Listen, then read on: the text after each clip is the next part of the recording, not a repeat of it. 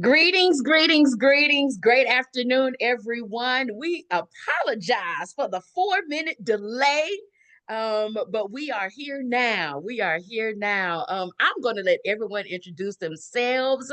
As you know, I am Reverend Dr. Deleslin Kennebrew. I serve as the Administrative Secretary for the National Convocation and Associate General Minister for the Christian Church Disciples of Christ in the United States and Canada. We will introduce ourselves and then we will go into the purpose for our conversation of today.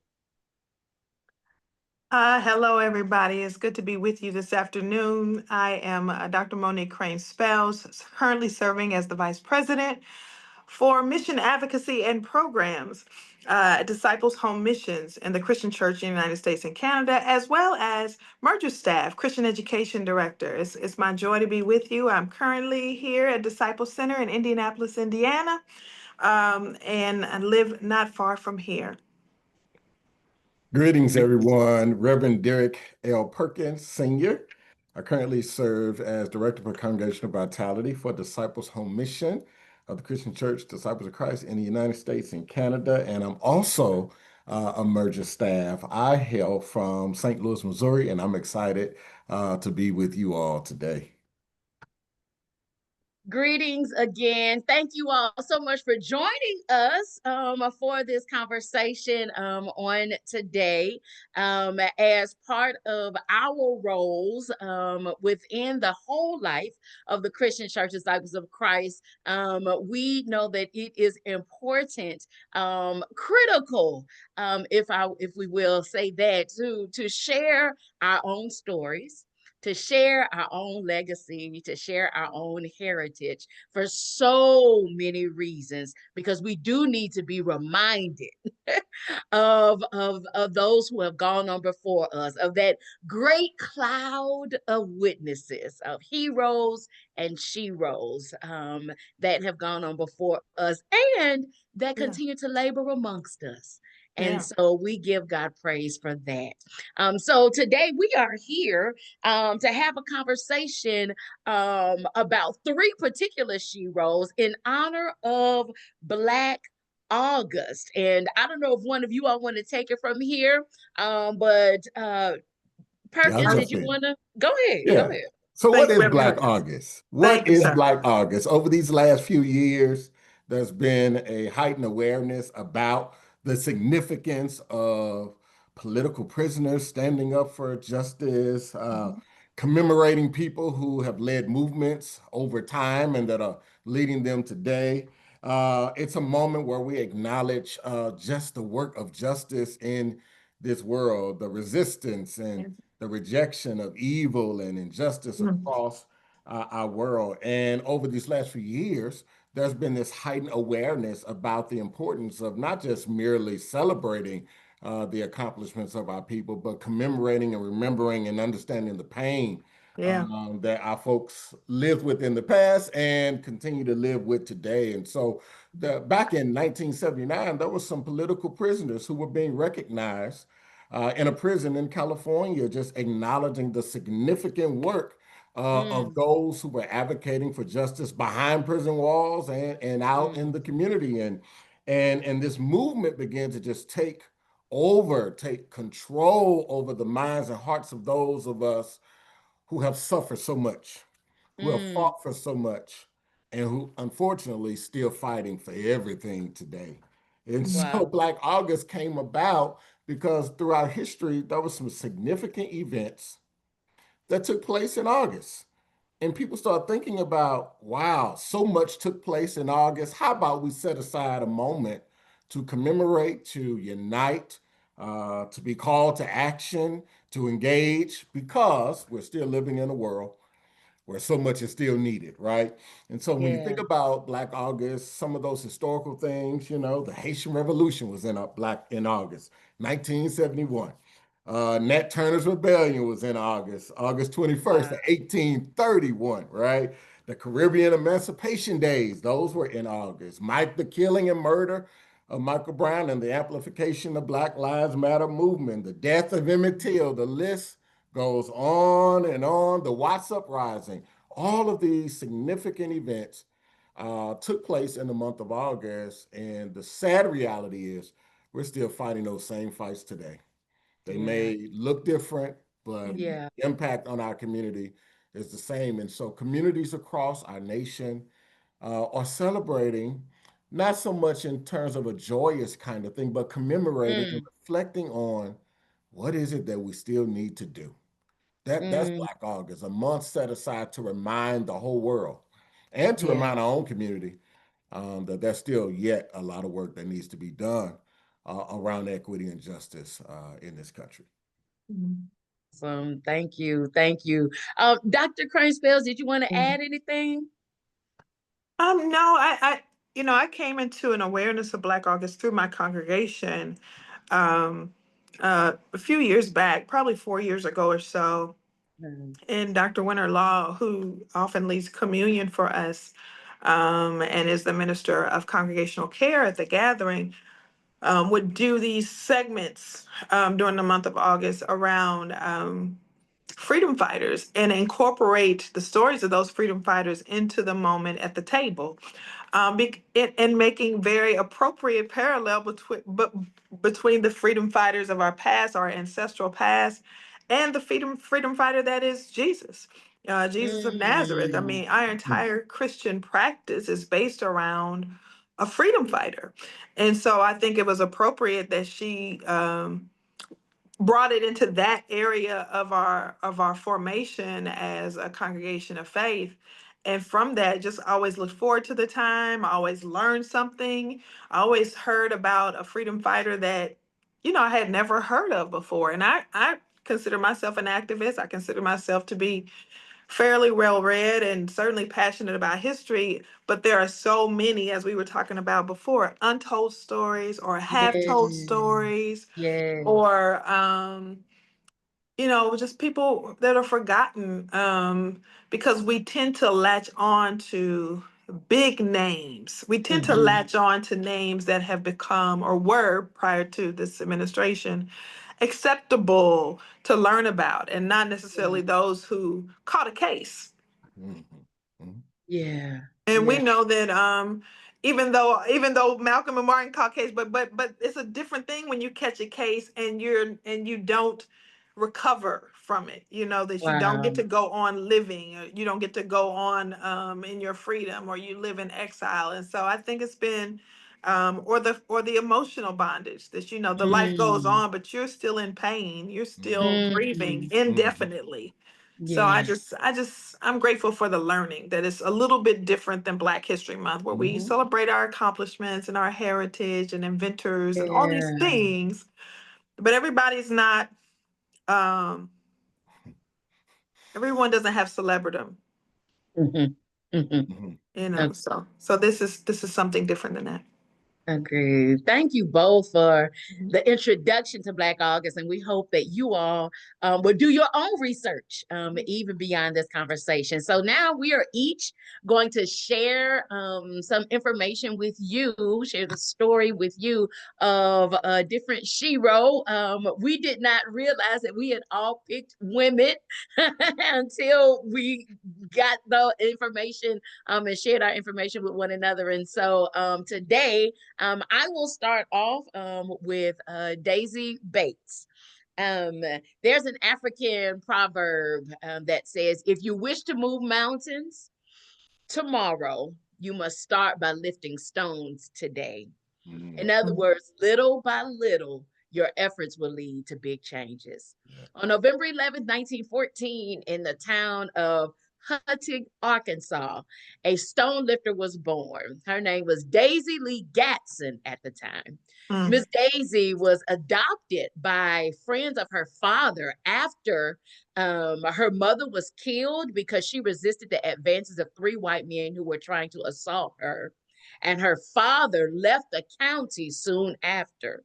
Her mother's death and other experiences she had as a child did not give her a favorable opinion about white people. Her adopted father did not want her to carry hatred in her heart and encouraged her to do something about what she saw and how she felt. She decided to be a lifter of stones, believing that one day her efforts would contribute to moving the mountain of racial inequality and injustice and its impact on education, police brutality, free speech, and social injustice. In 1941, she married Lucius Christopher Bates, also known as LC, an insurance salesman and a former journalist. And together they moved to Little Rock, Arkansas, and founded the Arkansas State Press paper, and they lifted stones together. According to the National Park Service, at one time, it was the largest statewide African-American owned paper. This paper focused on the need for social and economic improvements for the African-American residents of the state and became known for its fearless reporting of acts of police brutality against African-American soldiers from a nearby military base. As a public and highly vocal supporter of the programs of the National Association for the Advancement of Colored People, also known as the NAACP, Mrs. Bates was described as having a dignified, almost regal presence who used her beauty, her femininity, her respectable self-presentation, her intellect, and her passion to challenge prevailing stereotypes of African-American women. She was selected in 1952 to serve as the president of the state conference of the NAACP Arkansas branches. Now, when the U.S. Supreme Court decision in Brown versus Board of Education declared racial segregation in public education unconstitutional in 1954, Bates used her newspaper to publicize the schools who did follow the federal mandate.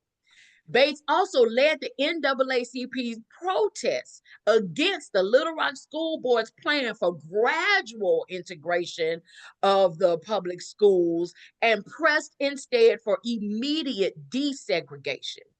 In September 1957, Daisy Lee Gatson Bates carried a heavy stone during the Little Rock school desegregation crisis. And throughout the crisis, Bates served as a spokesperson for the NAACP's effort, a mentor to the Little Rock Nine, and an advocate on behalf of those 9 African-American students who first attended the formerly all-white Central High School throughout their years there. Bates approved press releases, gave interviews to the press, drove the students to school, connected the students to lawyers, tutors, and to journalists. She coordinated with the national NAACP office and made speech after speech to regional and national audiences, raising funds and awareness each time she spoke. And Ms. Bates was arrested. Her home was attacked. Rocks were thrown into her home. Bullet shells were sent to her by mail. The newspaper was put out of business during this time, but she refused to stop lifting stones. In 1962, she published her memoirs, The Long Shadow of Little Rock. Eventually, the book would win an American Book Award, and Bates was even invited to sit on the stage during the program at the March on Washington for Jobs and Freedom in 1963. Due to a last-minute change, Bates was invited to speak at the march. She went on to work for the Democratic National Party, and after her husband's death, she revived the newspaper during her retirement in 1984. She sold it in 1987, 88, and remained a consultant. Ms. Daisy Lee Gatson Bates was the recipient of numerous awards and honors, and after her death in 1999, the state of Arkansas declared a state holiday in her honor. The same street she was scared to drive down in life was named in her honor in Little Rock, Arkansas. The home where Bates and her husband lived for 32 years, leading meetings, writing articles, hosting other civil rights leaders, such as Reverend Dr. Martin Luther King Jr. at 1207 West 28th Street in Little Rock, was designated a National Historic Landmark.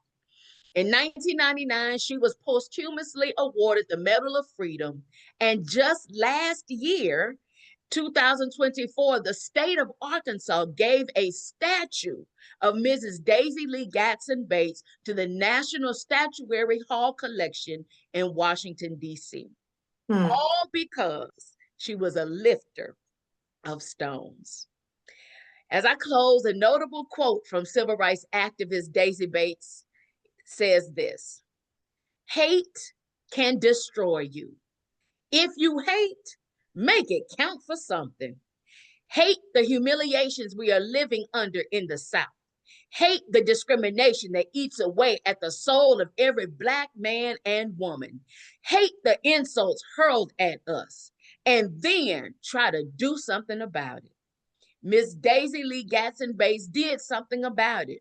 She lifted stones, and her work continues to speak as we too must lift stones, knowing that our work together will keep moving the mountain of racial inequality and injustice. Miss Daisy Lee Gatson Bates, we salute you.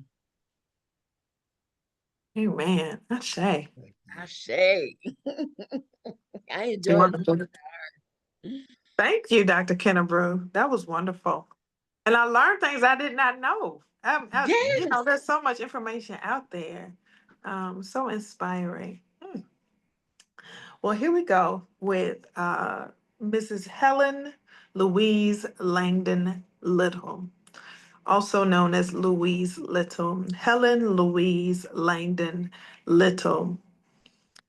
Love can break our hearts, and love can break our minds. When your body is under attack and you live in relentless states of watchfulness, the holy birthright of wellness gets broken.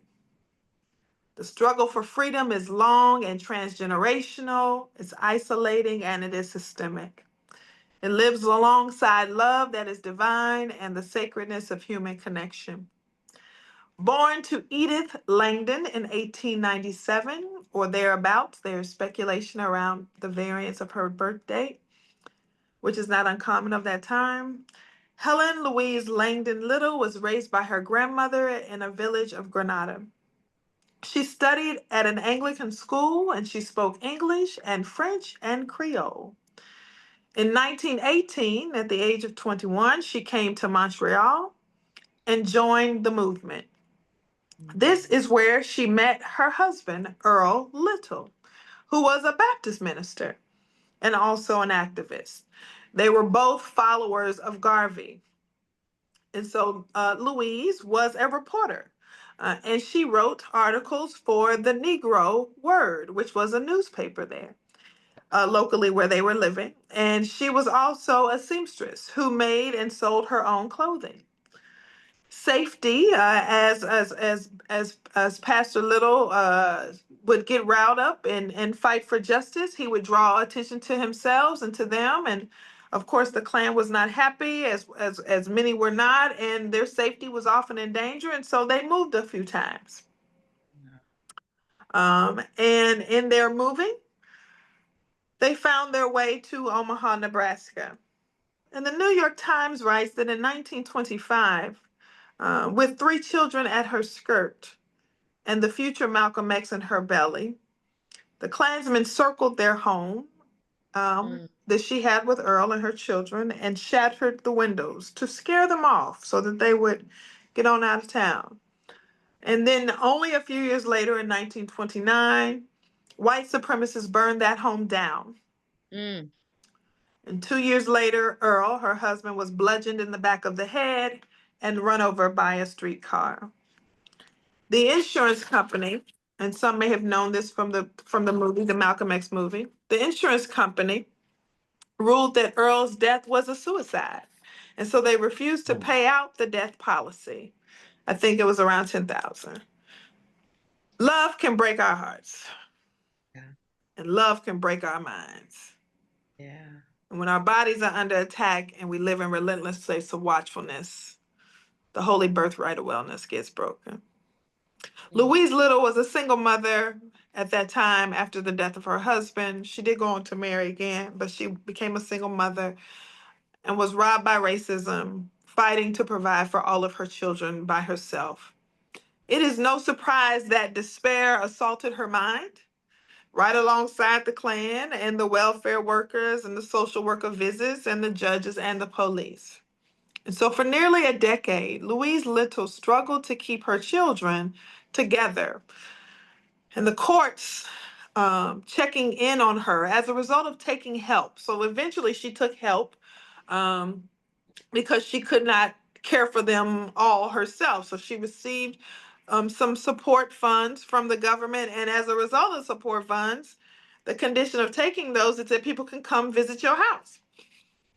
And so, as a result of visits to her home and judgments made about how she was giving caregiving for her children, and because of her activist history, those children were taken from her home and separated. The first child to be removed and sent to foster care was Malcolm X, who also is known as El Haj Malik El Shabazz.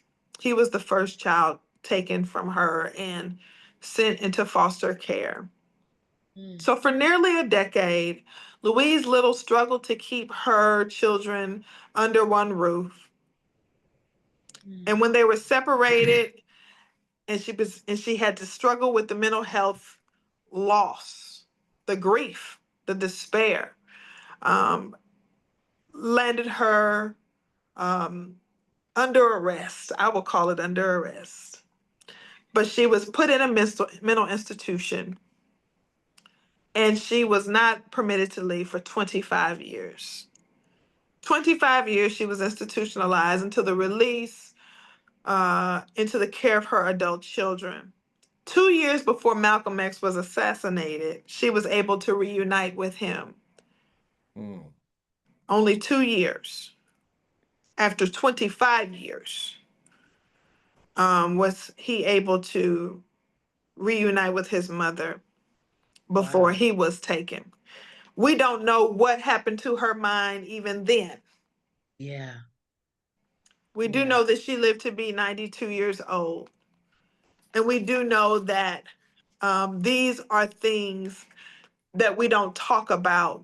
We are starting to get to a place where we really address that freedom fighting is a costly endeavor. That freedom fighting is costly seed planting.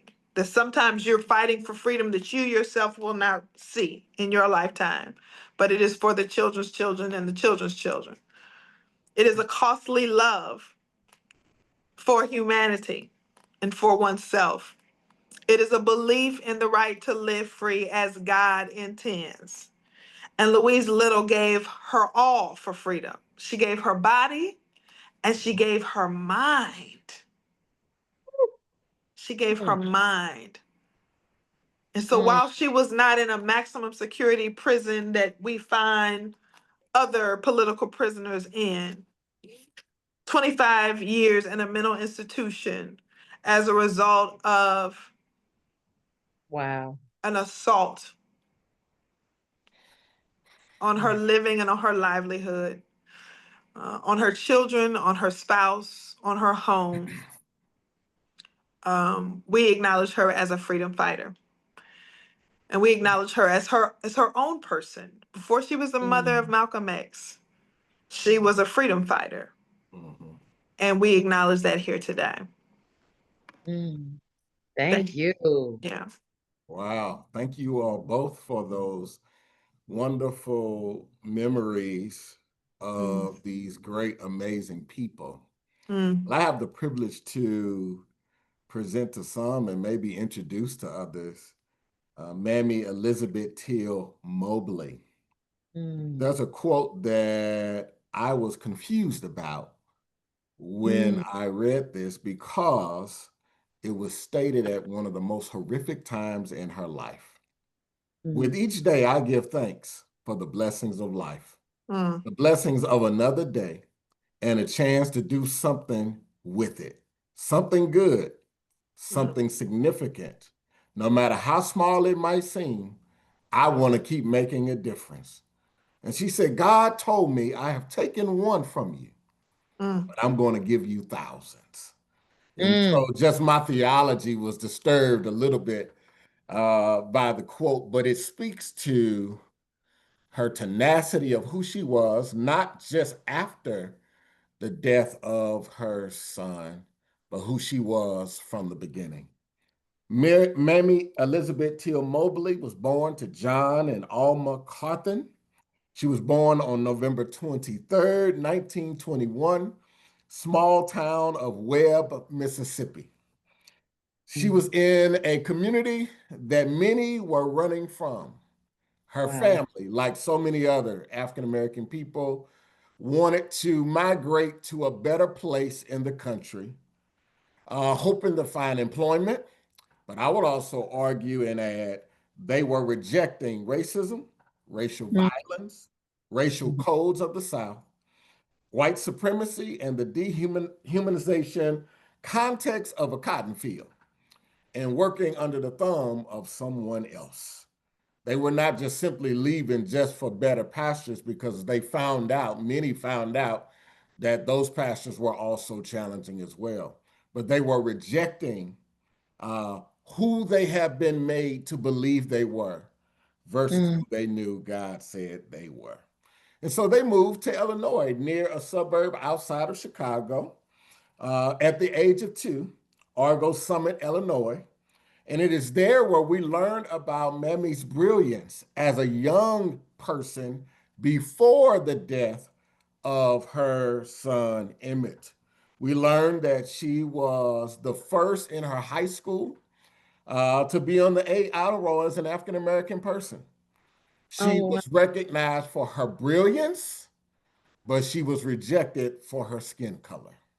Mm, That's an interesting kind of juxtaposition, to be honored for your brains and your brilliance, but to be rejected simply because of your skin color. So while she was in Chicago, away from the racial violence that her parents and others had experienced in Mississippi, she had a child. She married Lewis Hill, and she had little Emmett at the age of 19.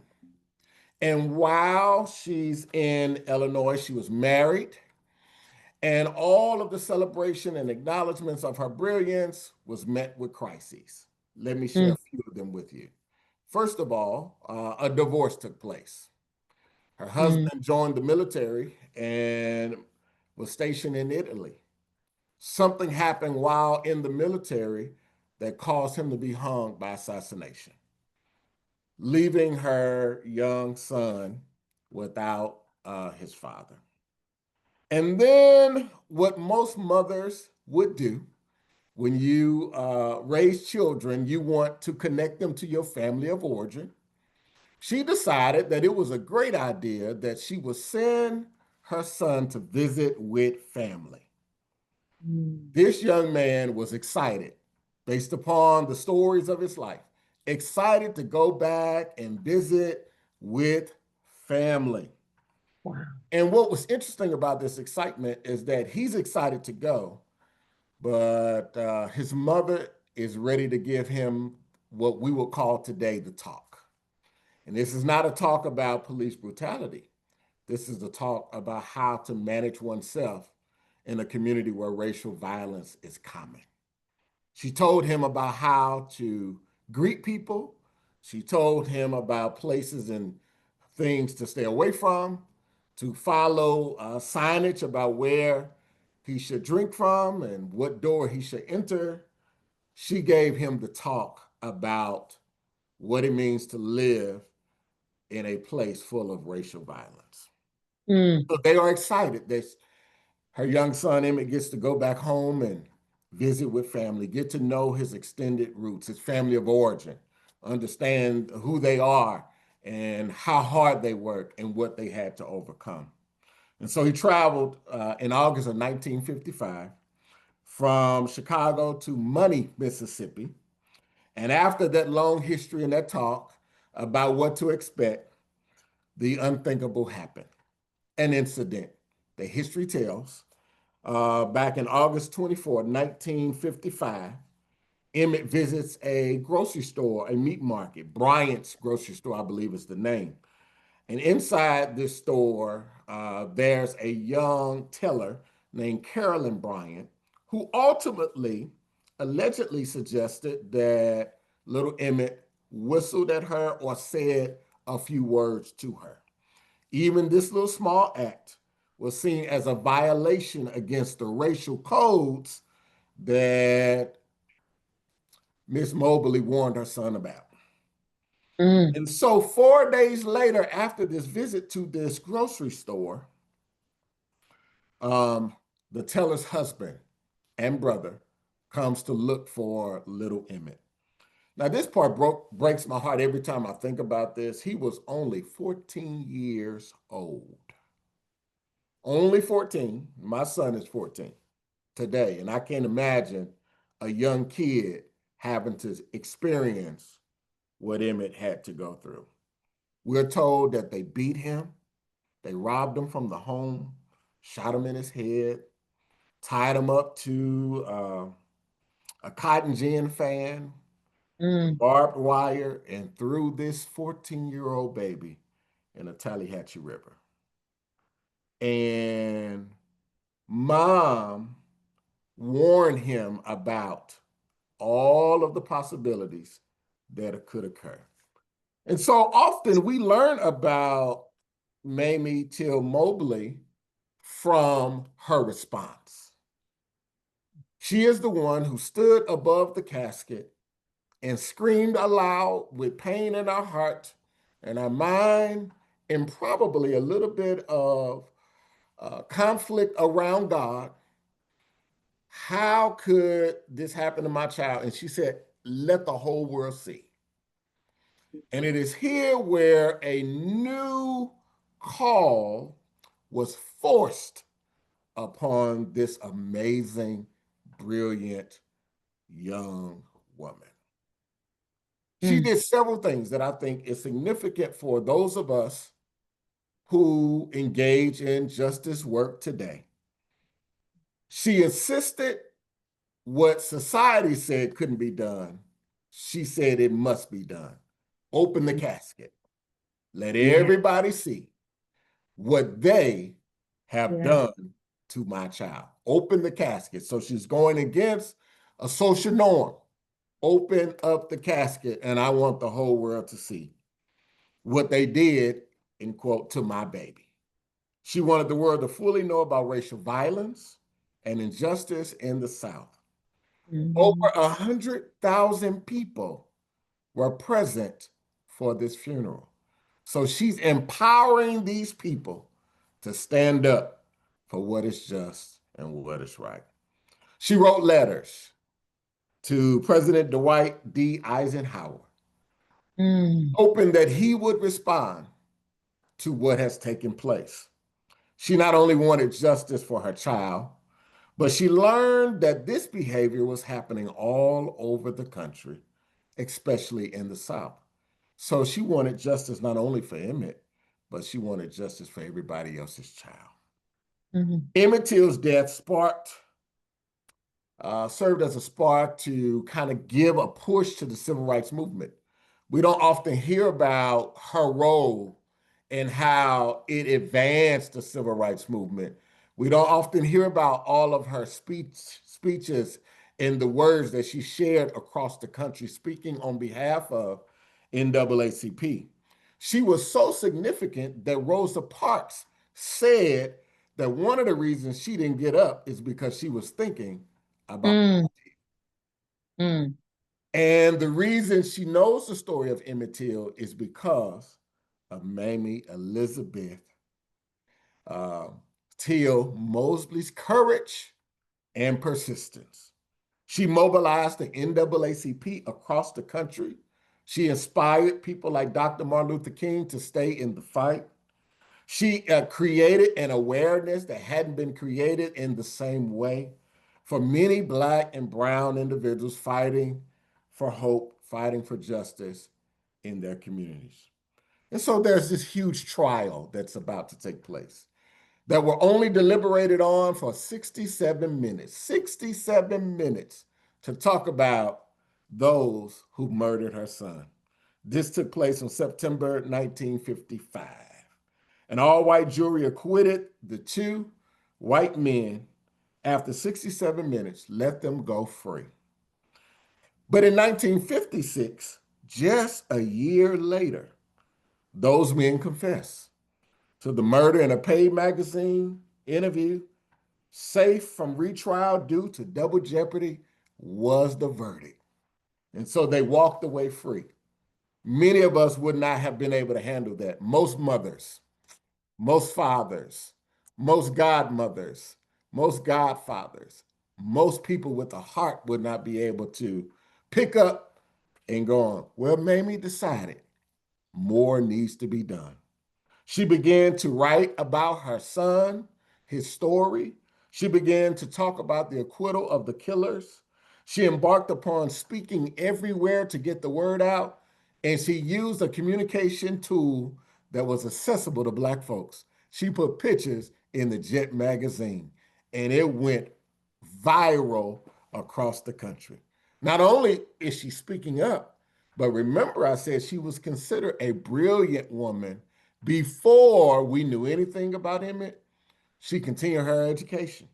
She got her bachelor's in education and got her master's in administration from Loyola University with the goal of teaching Black people about civil rights, the experiences of the civil rights movement, and the ways in which Black and brown people had to overcome and endure throughout the South.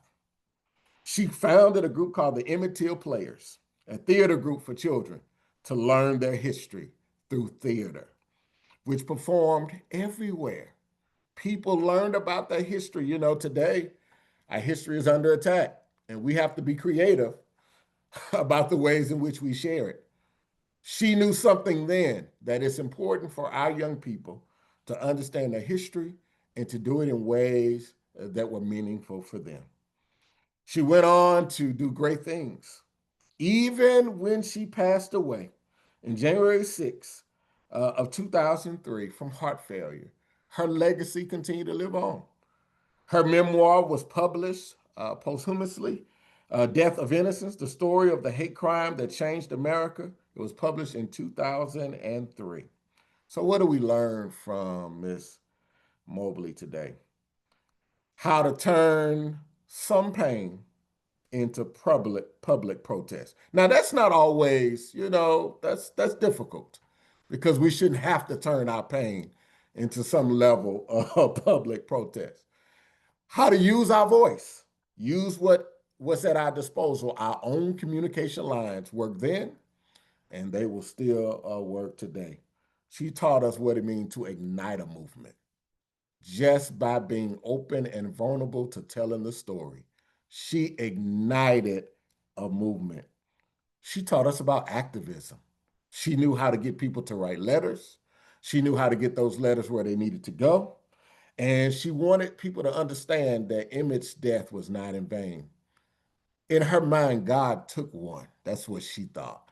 She believed that God may have allowed one to go, but God was going to give her thousands. That's problematic for some. But if you're going to make meaning of what occurred, sometimes making meaning is problematic, right? And so she believed that she was going to get thousands of more children that she was going to be able to rear and teach about their history. Generations will learn how to confront the evil that they face. Racial violence was a thing of that day, and racial violence is still a thing of our day. We salute Mamie Elizabeth Till Mobley for not only standing up for her son, but for speaking up for children all over the world. I don't think I could have done what this powerful woman had to do for the sake of our wider world. Yeah. Again, Wow. Ashe. Yeah. Yeah. It's yeah. Mm. We that era, we're facing so much now, and we can never forget that even in the midst of the evil that confronts us today, it still is but a fraction Yeah. of what our ancestors were up against daily, daily. I was looking during the time of all the things that we've discussed, the Jim Crow, there were like 3,500 lynchings between 1887, 18 in the 1880s and 1965, 1967. And um, during those early years, it was illegal for us to, in the 1880s, early to even show affection in public, to kiss the people we love in public. You know, this disembodiment. That's why I love when you say she showed us the power of being vulnerable. I love that you mentioned her vulnerability, Reverend Perkins, because the moment that we stop feeling, Yes. Yes. slavery wins. Mm. Mm. The, Mm. the moment that we Mm. stop, the moment we lay down our humanity to cynicism, Mm-hmm. to jadedness, to Yes. disembodied transactional interactions with one Yes. another, to Yes. expecting nothing from God or one another, the moment that we do that, slavery is won. Mhm. But Yes. when we decide to feel and to Mm. communicate how we feel, Mhm. and trust that God in the universe gonna hope we're gonna get through it. We're gonna feel, but we're gonna feel. And you're gonna know that I feel. You're Mm. going to know. Then uh then we have this irrepressible love of God that continues to show itself in us and through us, and refuses to die. It refused when we refuse to let love die, then this is what keeps us going. And so I'm encouraged by our vulnerability that's been showcased in these profiles. So I'm grateful for you both for that. Yeah. Yeah. As you were speaking, Dr. Monique, I was thinking about I have a t-shirt that I believe I ordered it from my friend's t-shirt company, Carlton Mackey, and it says Black joy is revolutionary. Yeah, Mm. it is. And every time I wear that shirt, Black joy is revolutionary. Yes. How I am reminded this the word already says the joy of the Lord is our strength. Yeah. And to think about these stories that we've shared today and so many others that you said earlier that are untold or mistold, Mm, um, I am grateful that our strength comes mm. from a deeper place Yeah. and that we can continue to love, as you mentioned, we can continue to have Yes. joy in God. Because Mm-hmm. that's as the old folks, that's the onlyest way.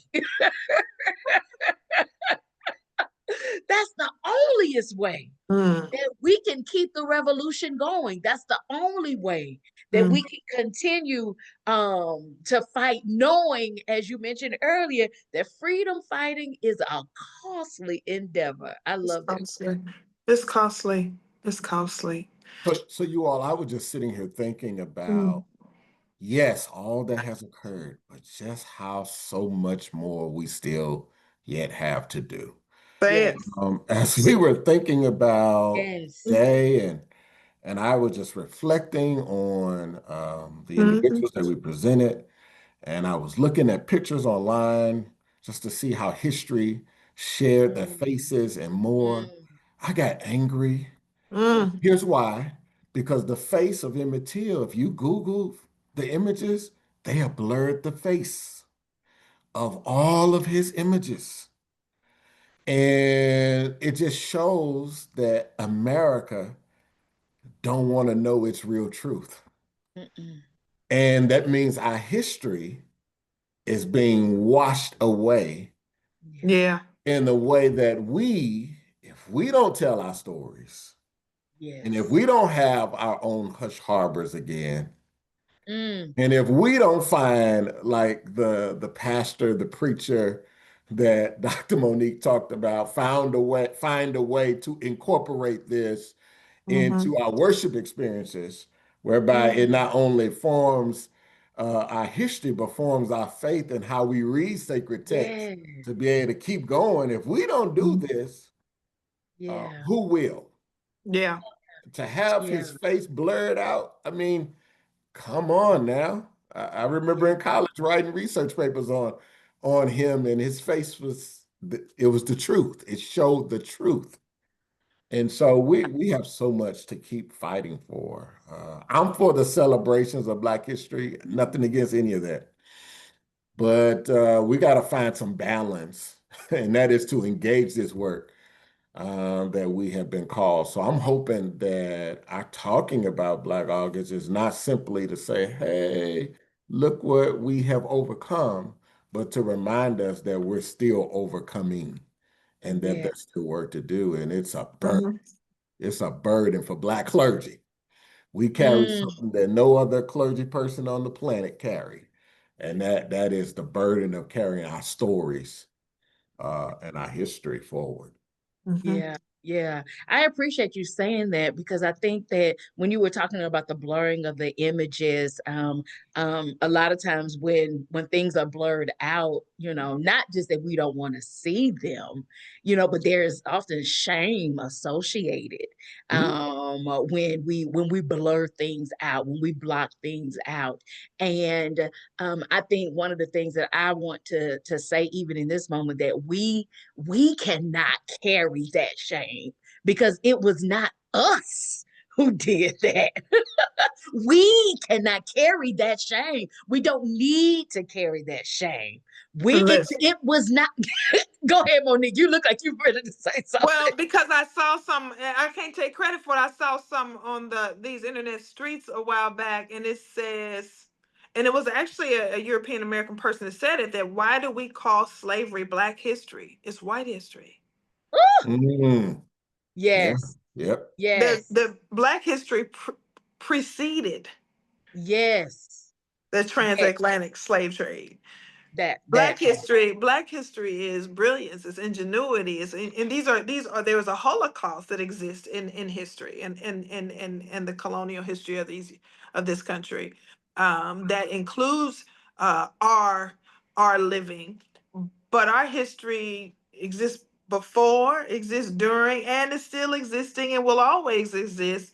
But the reality is, you're right. I don't have to always say I don't need your dirt on my shoes. Yeah. I really don't. I'm big on that. And so and that allows us to be more vulnerable. Actually, I think when you say, Mm, I can talk about the pain, I can talk about the sorrow, I can talk about the grief, I can talk about the anger. Thank you for mentioning that, Derek. I can talk about even the theodicy, the theological challenges yes. of the evil, and how it affects my faith and my understanding of God, and not be ashamed because I didn't do this to me. Right. Right. Right. I didn't And do this to even me. Go Yeah, ahead. and even wrestling with the truth that I have to also ground my theology and my faith in God didn't do this to me. Yeah. That's right. That's it. That Yeah. That's it. God did not do this to me. Yeah, say it again. One more time, please. God did not do this. Where's the organ? To me. Yes.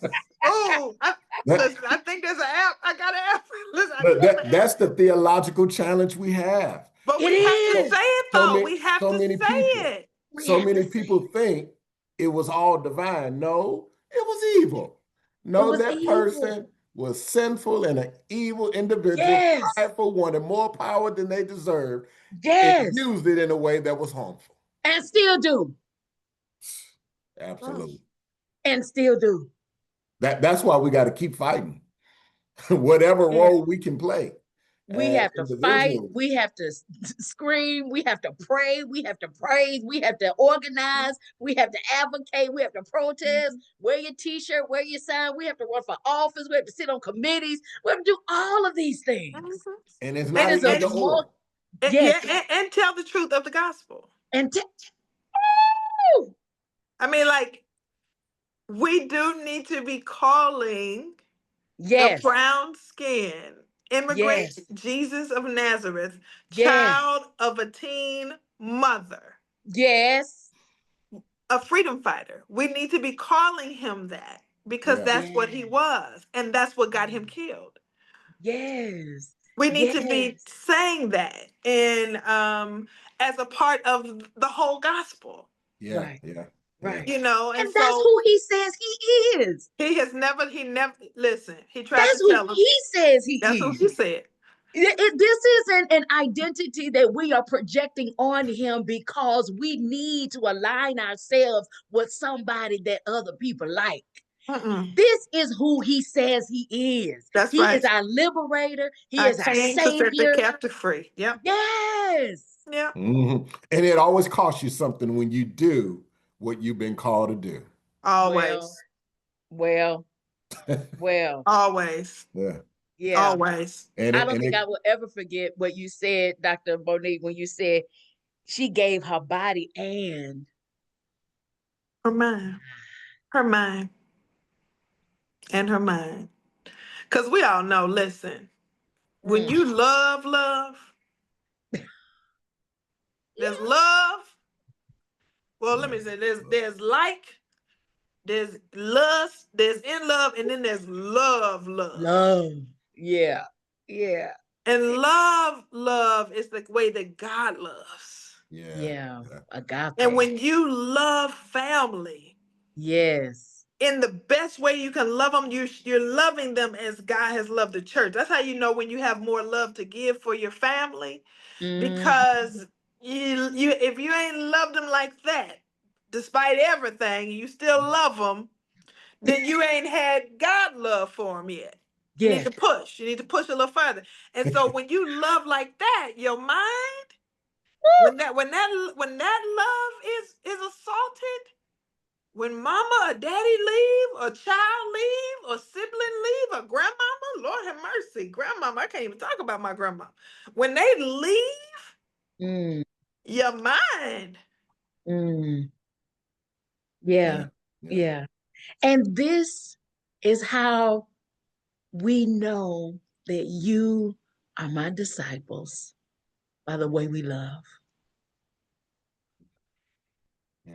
Yeah. Amen. That's what he Amen. says. Amen. And love. And I think I also want to just say, and it is not, I appreciate you just kind of filling out the depth of the love, because it's not the superficial Mm. love that as an escapism. Mm-mm. Mm-mm. Mm-mm. Because I love God, and because God loves me, Mm. we have to continue to tell these We stories. have Go to ahead, fight. Perkins. I Yes. see you saying Go That ahead. something. that that shallow love won't make you do what any of these people had to do. Oh No, no. Oh no. no. Oh no. That stuff that's for your feeling on a Sunday morning, that won't replicate, that won't turn into this. It Yeah. it has to That be will that not cut love it. No, you got that knowing right. that That it's was. gonna cost you something. And it may Mm-hmm. cost you everything. Mm-hmm. I Everything. mean, Mm-hmm. It's more than even Sunday school. It's more than It's Sunday school. more than Sunday yeah, school. It's more than Sunday yeah, school. Yeah. Mm. yeah, Wow. that love costs you everything. Mm, mm, mm, mm. See.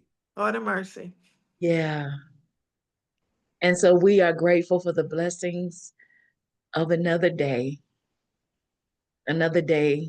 to love, another day to fight, Yeah, yeah. another day to survive, another day to thrive, to flourish, to learn, to educate, to advocate, to protest, to speak truth to power. We are grateful for another day Yeah. to tell stories, to share stories, to share the gospel.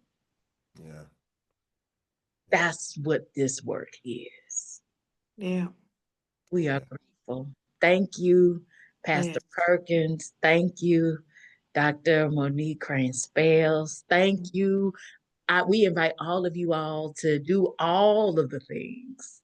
Do Hmm. all the things because it is all of our work. It is all of our work. Yeah.